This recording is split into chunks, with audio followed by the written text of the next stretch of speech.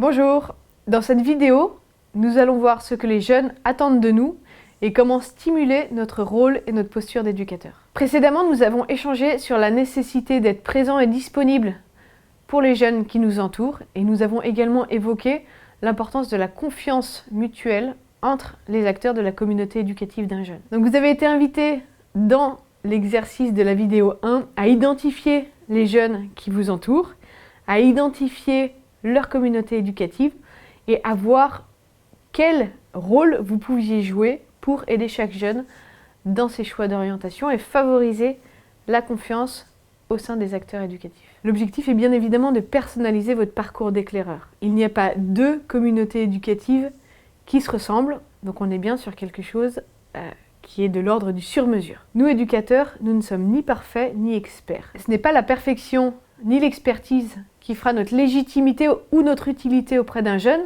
mais bien notre regard bienveillant et notre capacité à être authentique vis-à-vis d'un jeune et vis-à-vis de la communauté d'éclaireurs. Vous êtes essentiels et les jeunes ont besoin de vous. Si vous attendez d'être parfait, il ne se passera jamais rien.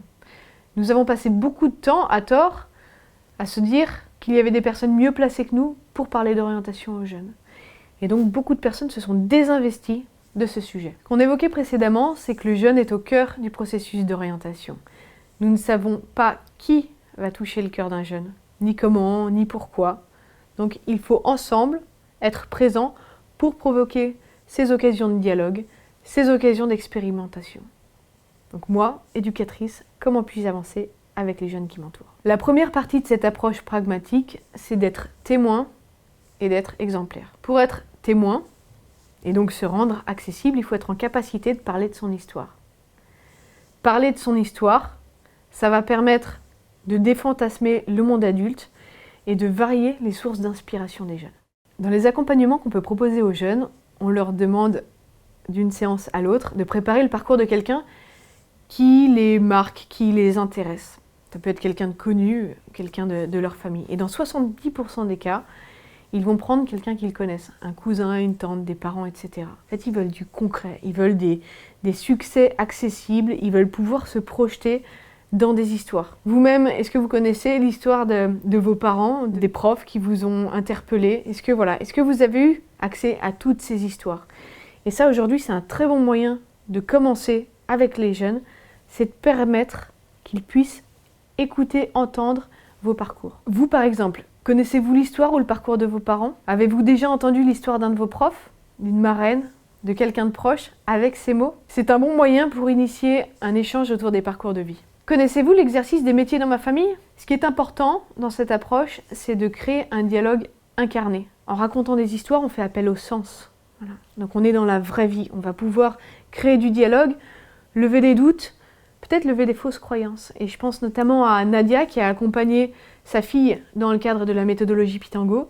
Et leurs différents échanges ont pu mettre en exergue le fait que Nadia, n'ayant pas pu faire d'études, poussait vraiment sa fille dans ses choix d'orientation, dans le choix d'études, était peut-être un petit peu trop présente. Donc ce qui est important, c'est de recréer des occasions de dialogue pour se réapproprier ce sujet de façon apaisée.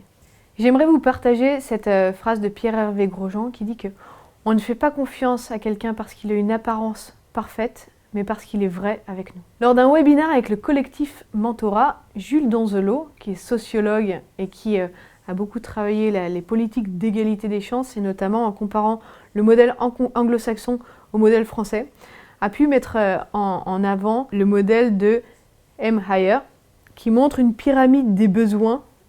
Et la base de la pyramide, c'est vraiment l'engagement parental, qui va permettre d'élever les aspirations personnelles et ensuite de définir son projet.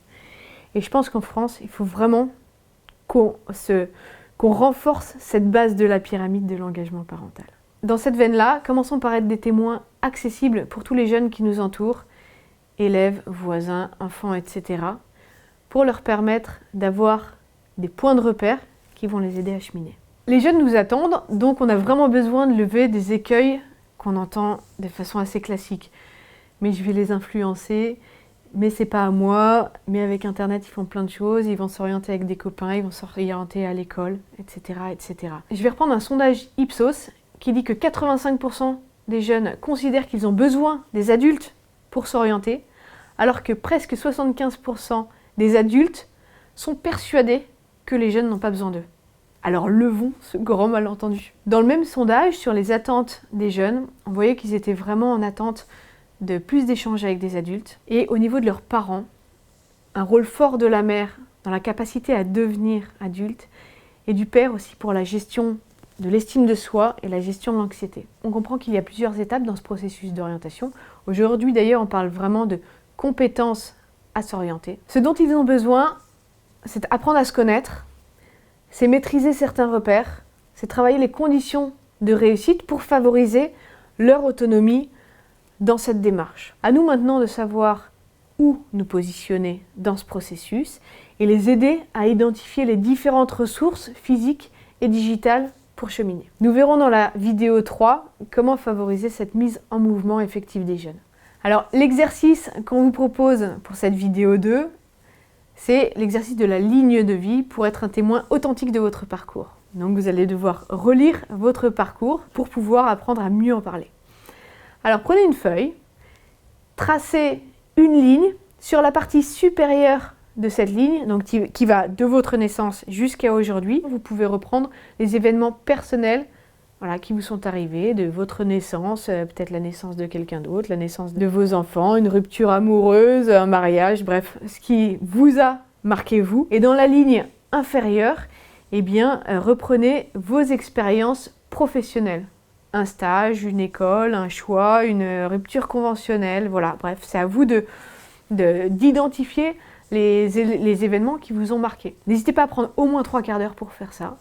Et derrière, à prendre du temps pour en parler avec les personnes qui vous connaissent, pour pouvoir confronter ce regard à celui des autres. Cela va vous permettre de pouvoir parler de votre parcours de façon peut-être dépassionnée et de manière plus authentique aux jeunes qui vous demanderont de témoigner. Entre les vidéos, je vous encourage à échanger entre vous sur le contenu des vidéos, sur le contenu aussi de vos exercices, avec votre conjoint, avec des professeurs, avec les équipes qui vous entourent, parce que la valeur de ce parcours viendra vraiment des échanges que vous aurez entre vous. Donc n'hésitez pas à vous inspirer et à partager vos bonnes pratiques.